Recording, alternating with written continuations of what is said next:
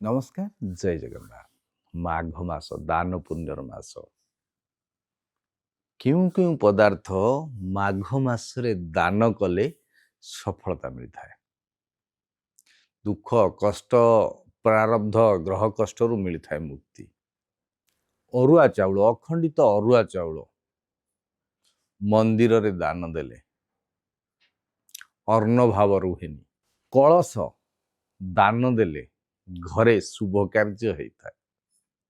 ମାଟିର ଦୀପ ମନ୍ଦିରରେ ଦାନ କଲେ, ଠାକୁରଙ୍କ ଉଦ୍ଦେଶ୍ୟରେ ଦାନ କଲେ ଘରେ ସୁଖ ଶାନ୍ତି ଏବଂ ସମୃଦ୍ଧି ବଜାୟ ରହେ। ମାଘ ମାସରେ କମଳ ଦାନ କଲେ ଶଯ୍ୟା ସୁଖ ମିଳିଥାଏ।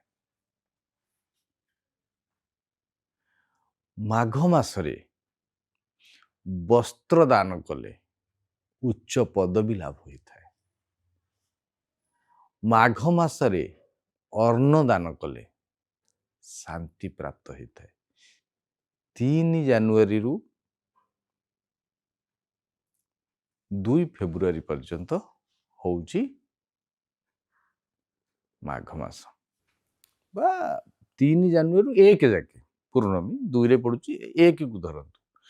3 ତାରିଖ ଜାନୁଆରୀ 2026 ତାରିଖରୁ 1 ତାରିଖ ଫେବୃଆରୀ 2026 ମସିହା ହେଉଛି ମାଘ ମାସ।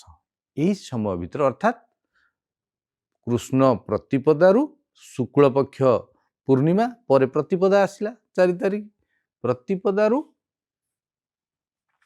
ଶୁକ୍ଳ ପୂର୍ଣ୍ଣିମା ପର୍ଯ୍ୟନ୍ତ ଏଇ 30 ଦିନରେ ଆପଣ ଯଦି ଏହିସବୁ ପଦାର୍ଥ ଦାନ କରୁଛନ୍ତି ତେବେ ବର୍ଷ ସାରା ସୁଖ ସମୃଦ୍ଧି ଲାଭ କରିବେ। ଯଦି ଔଷଧ ଦାନ କରୁଛନ୍ତି,